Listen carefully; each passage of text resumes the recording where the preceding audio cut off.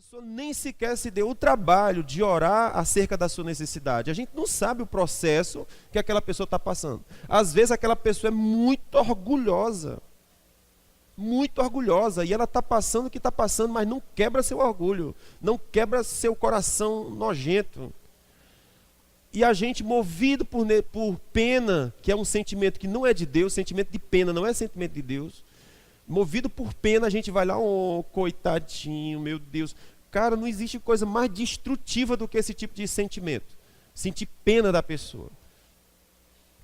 Olha, por exemplo, uma vez eu estava na faculdade e tinha um rapaz, eu estou te falando, eu não sei se eu recebi um comando de Deus para dar ou se eu senti pena. Na verdade, eu não sei, não tenho esse discernimento, se era pena ou se foi Deus que falou comigo, não sei. Mas aconteceu algo parecido com quem foi que falou que tinha várias peças no guarda-roupa? Alguém falou? O Reginaldo, pronto, tinha vários objetos lá, né? E o que acontece? Na faculdade tinha um rapaz muito pobre. Na faculdade tem gente rica, mas gente pobre, né? Principalmente o UFC. São dois públicos assim. Você tem os dois extremos. Pessoas ricas mesmo e pessoas pobres mesmo. Mas esse era tão pobre que se ele não fosse uma bolsa de R$ 300 que ele ganhava da faculdade, ele não tinha como ir para a faculdade. Só para pagar a passagem. Ele não tinha a família muito pobre mesmo. E aí quando foi uma vez eu comprei uma blusa que eu achei muito linda, mas tem coisa que a gente compra que não é nossa, eu não entendo isso. Mas eu cheguei na loja, olhei a loja e disse, que blusa linda. Uma blusa preta com risco de giz, manga curta, linda. Queridos, não deu certo para mim usar aquela blusa, né?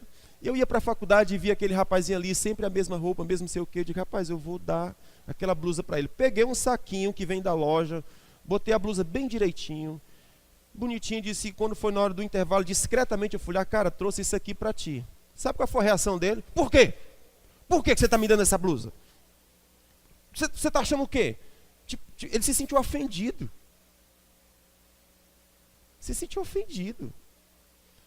Eu digo, Jesus Cristo, eu te digo, se você não quiser me devolva, eu dou para quem quer. Aí ele baixou um pouco o fôlego. Tá bom, vou levar. Você percebe? Então, gente, existem pessoas com arrogância tão grande dentro de si. E ela não se quebra. E se aquela arrogância não for quebrada, aquilo vai levar ela para situações piores.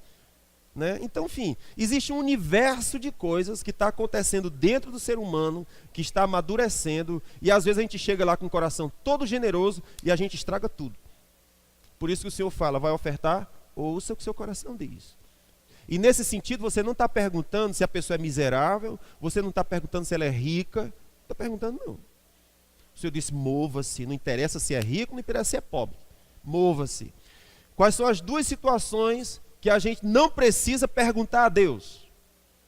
É quando é uma criança, que ou você ajuda ou ela morre, ou um idoso, que ou você ajuda ou ele morre, alguém em situação extrema, aconteceu uma catástrofe em Maracanã, sei lá, aí você diz, não, eu vou ouvir Deus aqui, se Deus quer que eu oferte. Não, catástrofe, pessoas em estado de extrema vulnerabilidade, a gente não tem que perguntar, tem que ir lá e fazer. Você compreende? E são situações distintas. Então, aconteceu uma catástrofe, eu não tenho que perguntar a Deus, Deus, o que você acha? Eu devo ir? Não. Você tem que repartir e ajudar, porque aquelas pessoas estão em situação extrema, estão em situação crítica. Se as pessoas não se juntarem para socorrer ali, acabou. Ferrou para elas, né? Então, tem situações que a gente não tem que perguntar, mas a grande maioria das vezes a gente tem que perguntar assim, Senhor, o que eu faço? O que o Senhor gostaria que eu fizesse aqui? Porque muitas vezes a gente vai estar atrapalhando em vez de ajudar. Então, situações de familiares, por exemplo, que nasceu paraplégico, sei lá, a gente não tem que perguntar a Deus, será que eu devo? Não, é obrigação da família ajudar aquela pessoa. Agora, pessoas que têm condição normal de se mover, você não tem que carregar fardo nas costas, não. Vocês estão compreendendo?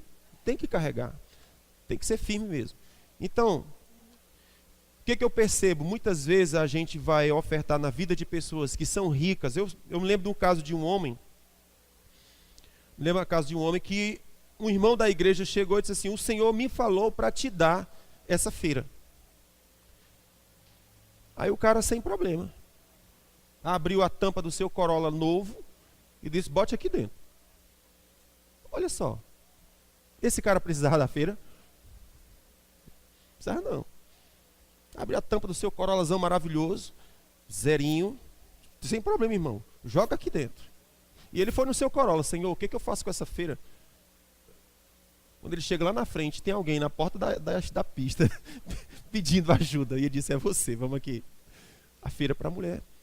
Então você não sabe. Segue o coração. Escuta o que Deus está falando. Né? E abençoa, porque aquilo, quando o Senhor fala com você para ser liberal com alguém, Deus não está pensando na pessoa em primeira instância, é você. Né? Então, nesse sentido, quando você ouve o que Deus... aquilo ali para aquela pessoa foi só uma feira. Mas para você foi algo muito maior do que uma feira, muito maior do que uma oferta. Então, Deus dá semente ao que semeia. Ao que recebe é pão. Mas ao que semeia é semente. Então, é algo muito maior. É algo muito maior do que aquilo que você está ofertando. Então, a ideia é essa. É você abençoar pessoas. E ser guiado por Deus, ser sensível a Deus para ouvir. Então, em muitas situações que a gente vai ofertar para pessoas que são mais ricas do que nós, não fica privado por isso. Você não percebeu no coração? Irmãos, eu sei que eu já tive casos de receber uma instrução para ofertar em vida de pessoas mais ricas e eu não fiz. E eu sei que eu perdi muito por isso. Perdi muito por isso. Cara, olha, isso aqui que nós estamos falando é tão profundo, é tão vasto, é tão importante na vida do ser humano. Você não tem noção do que é isso aqui que nós estamos falando. Tem noção. Por exemplo, eu vi um caso de um homem, ele era ministro do evangelho, ele era um jovem pastor. E esse jovem pastor, ele era filho de pastor, ele já tinha uma história na família do pastorado, e tal, na igreja, essas coisas, servindo a Deus, etc e tal. Só que esse garoto estava vindo numa época na vida dele que nada funcionava. Nada estava dando certo. Então o pessoal tinha dado uma igreja para ele pastorear e a igreja não funcionou. A igreja não funcionou. Aí alguém chegou e disse assim: não, vamos botar esse menino aqui no departamento de administração do nosso ministério. Colocou lá, também não fluiu, não aconteceu. Eu sei que foi trocando esse menino de cargo para cargo para cargo. No final da história ele foi parar na rede de televisão daquela igreja e trabalhar com um pastor lá. Ora, poucos dias que o pastor começou a trabalhar com esse rapaz, disse: não posso ficar com você, vou lhe demitir. Olha que coisa interessante, querido. Olha que coisa interessante. O que o pastor poderia ter feito com esse rapaz? Dizer assim: não, que é isso, eu sou pastor, eu tenho um coração bom, meu coração é ajudar as pessoas, eu não vou demitir esse rapaz, ele tem uma família, eu não vou fazer isso. Não, a direção que ele tinha era: demita ele. Então, vocês percebem como é estranho esse negócio?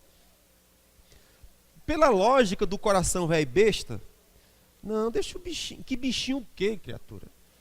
Que bichinho o quê? O comando que ele tinha era: demita ele. Não produz resultados, demita ele.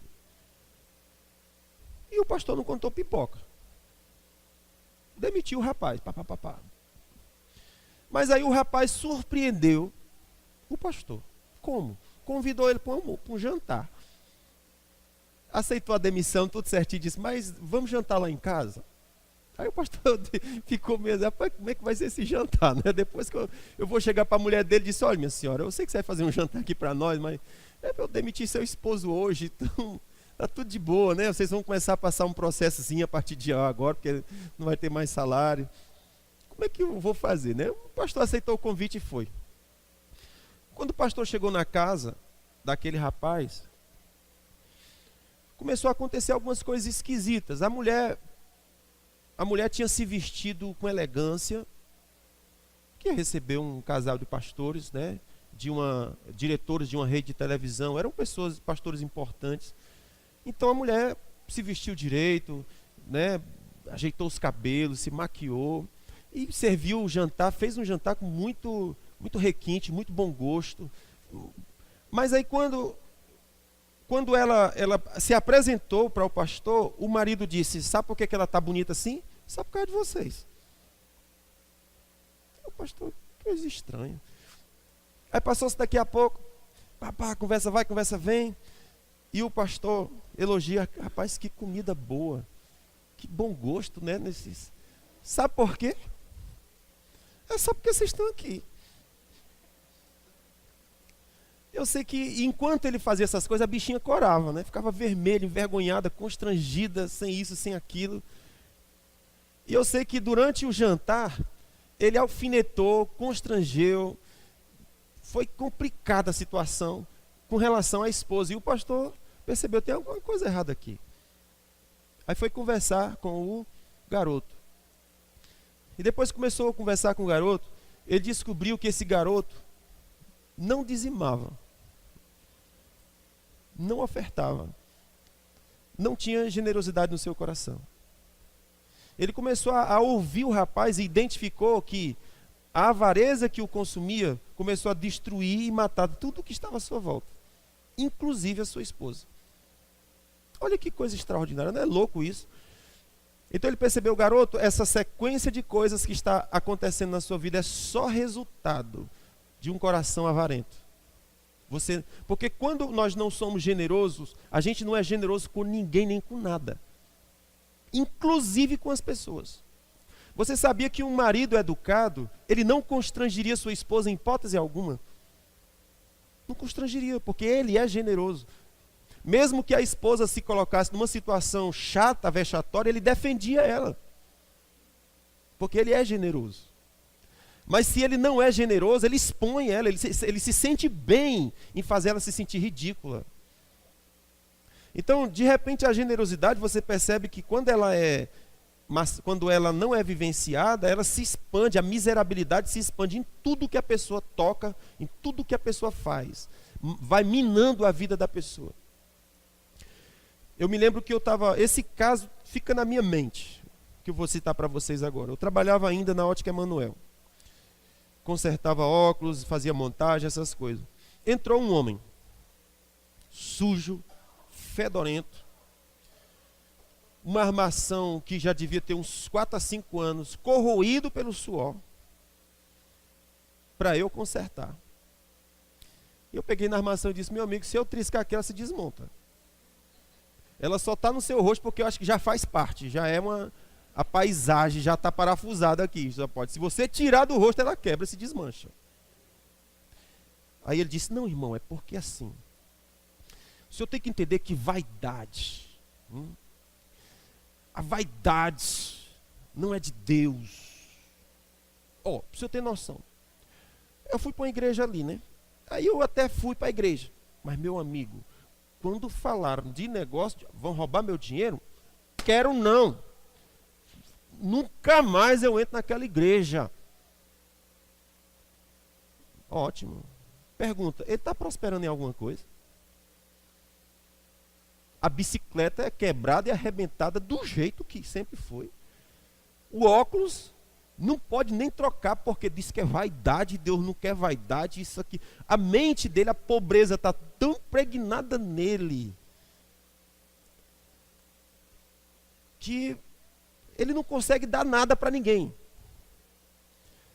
Não consegue se desvencilhar de nada para ninguém. E o que acontece? Pode ter certeza, do jeito que ele é miserável com ele é com a esposa, ele é com os filhos, ele é com os amigos, ele é com os clientes. E em tudo, a miserabilidade, a avareza que domina ele, parte para tudo. Mas se ele é generoso no falar, ele é generoso no elogio, ele é generoso em reconhecer o talento da pessoa, ele é generoso em reconhecer a beleza da pessoa, ele é generoso, é a alma generosa.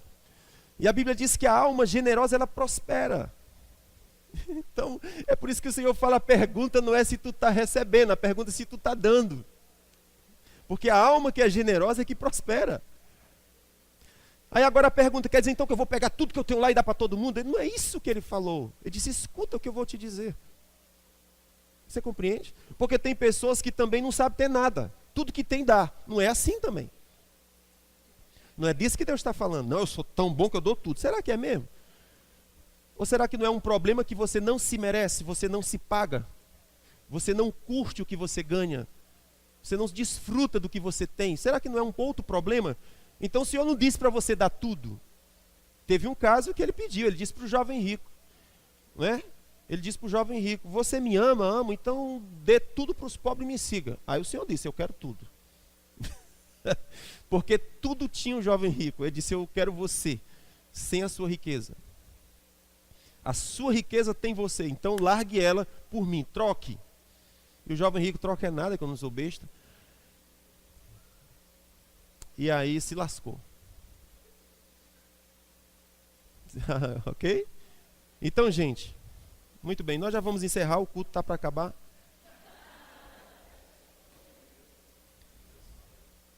Eu acredito que sim, a pregação hoje foi diferente, né? Que lindo, que pregação linda, vocês pregaram, a experiência de vocês pregaram.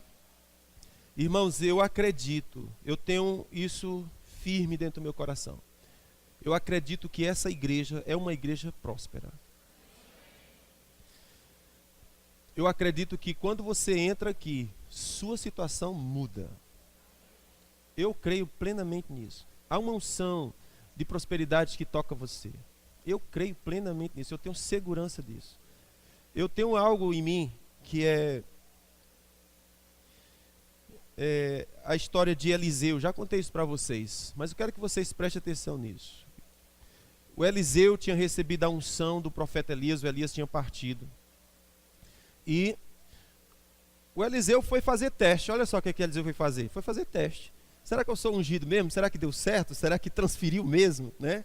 Aí ele pega o casaco de Elias e coloca nas águas e as águas se abrem e diz, funcionou, dá certo, funcionou, está comigo mesmo. Funcionou.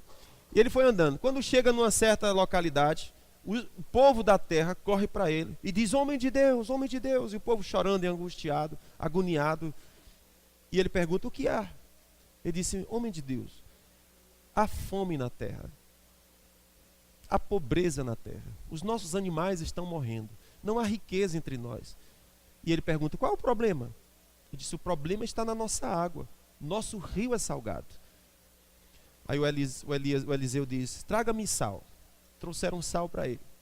Ele foi nas águas salgadas e jogou sal sobre ela. E disse que até o dia de hoje, as águas daquele rio estão doces.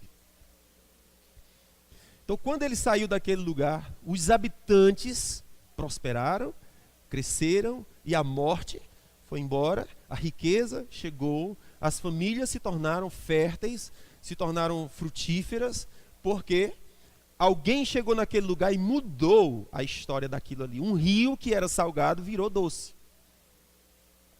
Virou doce. E eu creio plenamente nisso. Ou seja, onde a igreja chega, onde o evangelho chega, a situação muda. A situação daquelas pessoas mudam. Irmãos, preste atenção que coisa interessante. Jesus falou em Lucas capítulo 4. Ele disse assim, o Espírito do Senhor me ungiu para pregar o evangelho aos pobres. Olha que coisa interessante. O Espírito do Senhor me ungiu para evangelizar aos pobres. Como é isso? Evangelizar os pobres. O que ele está dizendo é que se esses pobres receberem o evangelho, a sua pobreza vai mudar. O seu estado financeiro vai mudar. Ele disse evangelize os pobres. Ele não disse leve uma oferta bem grande e dê para todo mundo. Não. Ele disse evangelize os pobres. O Espírito do Senhor me ungiu para evangelizar os pobres. Para que evangelizar os pobres? Para eles continuarem evangelizados os pobres? Eles já estavam pobres. Quando Jesus fala evangelizar os pobres, então é como quem diz assim, vá lá e dê o antídoto para eles saírem da pobreza. Quando eu percebo isso, irmãos, eu digo, qual é o antídoto do evangelho? É graça, é favor, é remoção do pecado, é remoção da culpa. Essa semana eu recebi uma menina lá em casa. Foi semana passada, não estou certo. Recebi uma menina lá em casa. Acabou de se formar.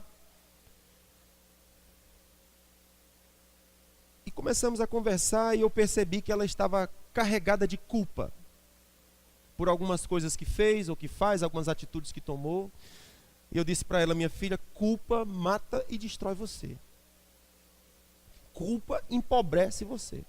Culpa, ela mina a sua força produtiva. Você precisa resolver a culpa que você carrega. Culpa. O que é aquilo? Empobrecimento. Uma consciência de pobreza que bota a pessoa para baixo, que não faz acreditar nela própria, que não faz acreditar no seu potencial e a escraviza. Jesus fala, o Espírito me ungiu para evangelizar o pobre. E o que ele vai evangelizar o pobre? Ele diz, o reino do Senhor chegou. Você quer ver uma coisa interessante? Em Mateus capítulo 6, Jesus está ensinando os discípulos dizendo assim, olhe para as aves do céu, não é? Olhe para as aves do céu. Elas não plantam, não ceifam e elas têm depósito. Olhe para os lírios. Eles não têm armazéns, eles não guardam algodão e eles se vestem como nem Salomão se vestiu. Aí chega um ponto que Jesus fala assim, por que é que vocês estão ansiosos?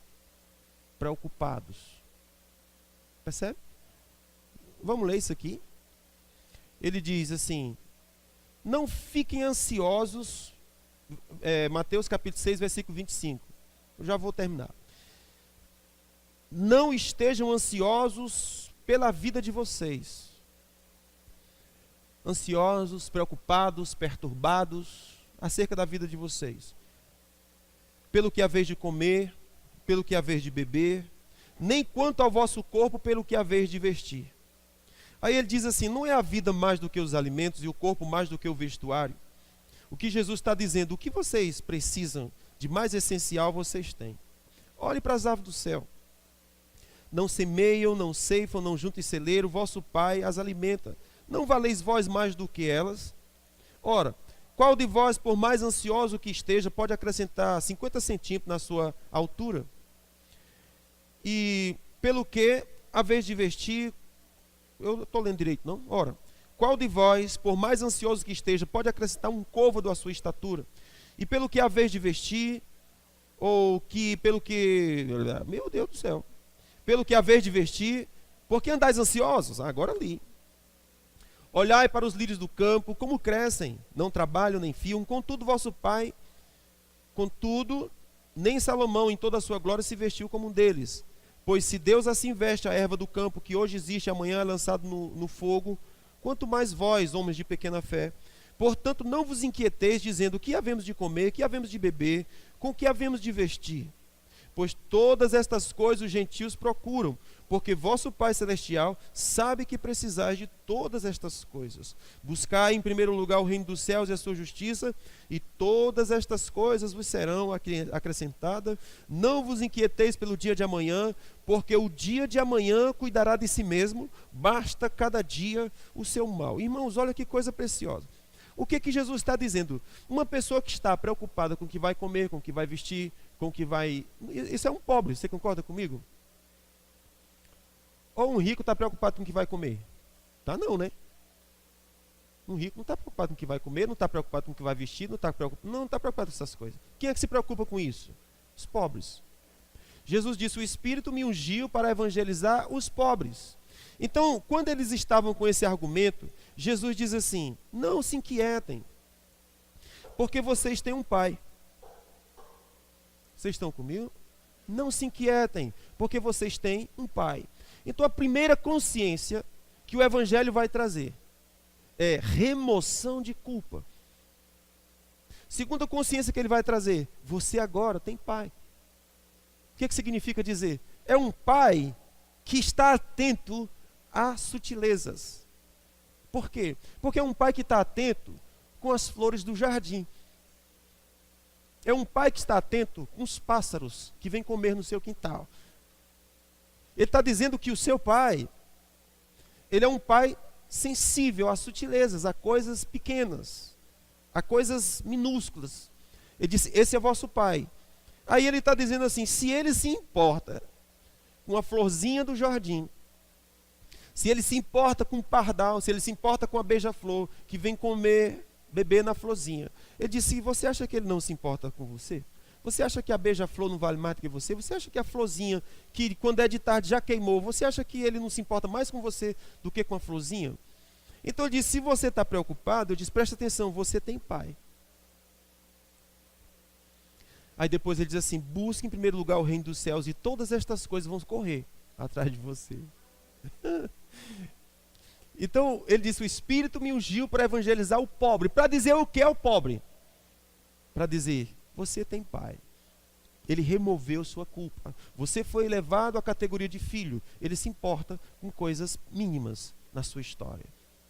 Ele disse, se você busca o reino, estas coisas vão correr atrás de você. E quanto às suas preocupações, ele disse, no dia adequado se dissolverá e se resolverá. Viva o seu dia. Seja feliz no seu dia. Vença o seu dia. Eu tive conversando com um homem de uma história bem difícil. De um homem que caiu, que se levantou, que era rico, empobreceu. E uma das maiores tragédias que ele carregava na vida dele era que ele era preso sexualmente. Ele era pervertido sexualmente. E por causa disso ele não conseguia ter uma família. Até um dia que ele teve um encontro com Jesus, conheceu uma menina muito especial, e a menina botou moral. A menina era de Deus e botou moral. Ele disse, aí campeão, o lance aqui é o seguinte, se você me quiser, a história muda. E a menina estabeleceu os seus limites.